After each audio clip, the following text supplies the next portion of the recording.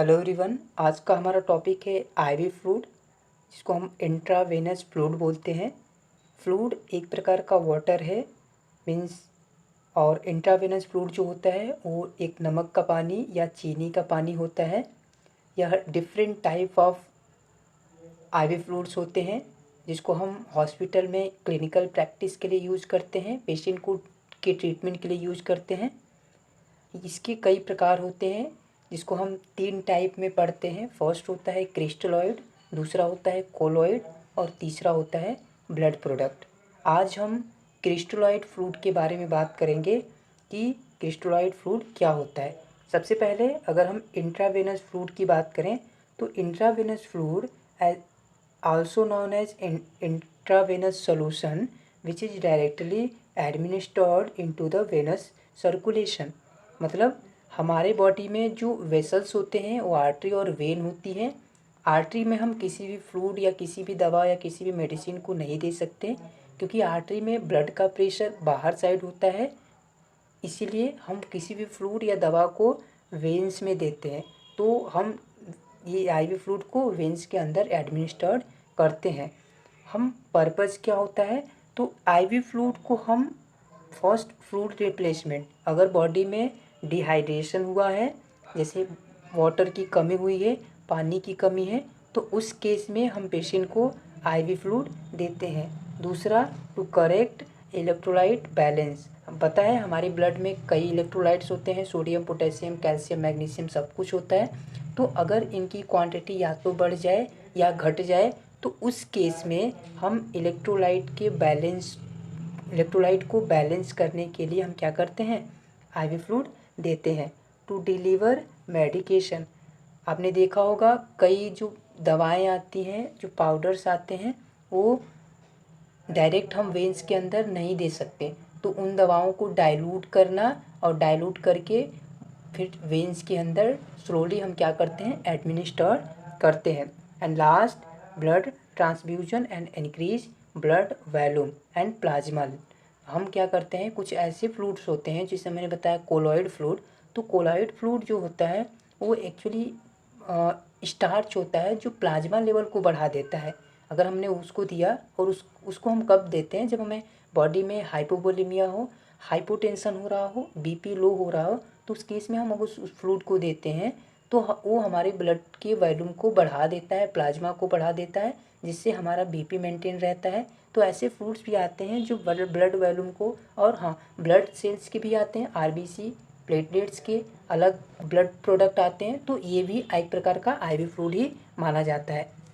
अगर हम type of crystalloid की फ्लूइड की बात करें तो क्रिस्टलॉइड फ्लूइड के 3 टाइप होते हैं। पहला हाइपरटोनिक सॉल्यूशन, दूसरा आइसोटोनिक सॉल्यूशन और तीसरा हाइपोटोनिक सॉल्यूशन। अगर हम सबसे पहले हाइपरटोनिक सॉल्यूशन की बात करें, हाइपर मीन्स ज़्यादा, हाइपरटोनिक सॉल्यूशन का मतलब है जिसमें सॉल्यूट का कंसंट्रेशन हाई होता है देन प्लाज्मा कंसंट्रेशन।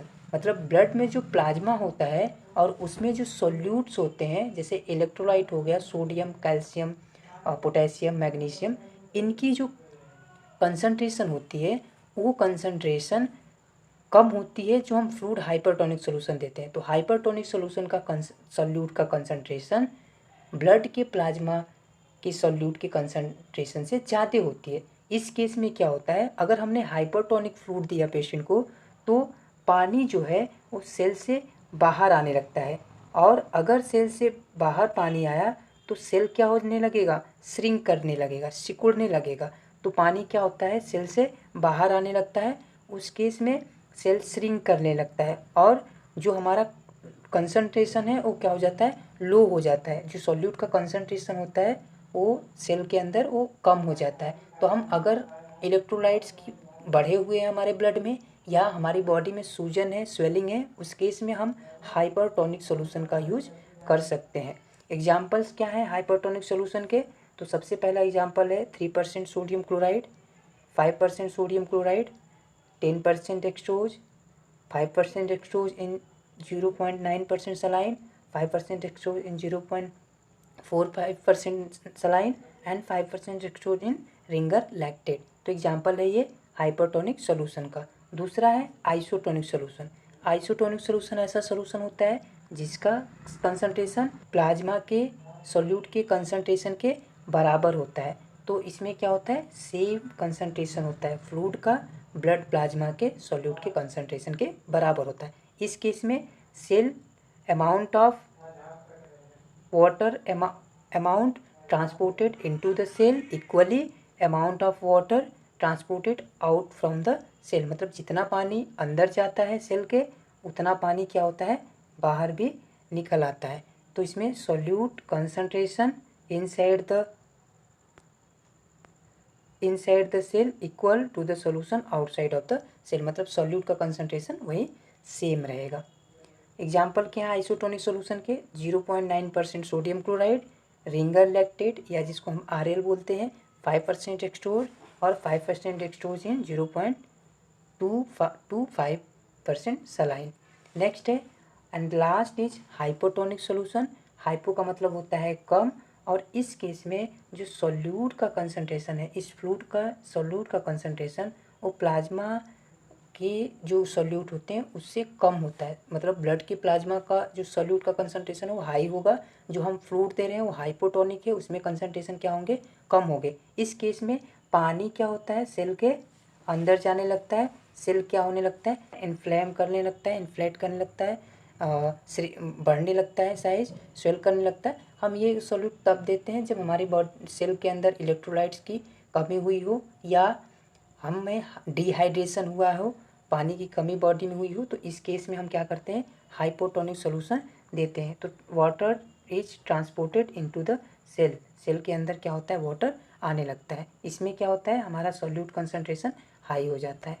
अब एग्जाम्पल क्या हैं हाइपोटोनिक सॉल्यूशन के, पहला है 0.45% सोडियम क्लोराइड और दूसरा 0.225% sodium chloride and 0.33 sodium chloride. तो ये आपका टोटल क्रिस्टलॉइड IV फ्लूइड थे। नेक्स्ट वीडियो में हम कोलॉइड और ब्लड प्रोडक्ट IV फ्लूइड के बारे में बात करेंगे। Thank you so much.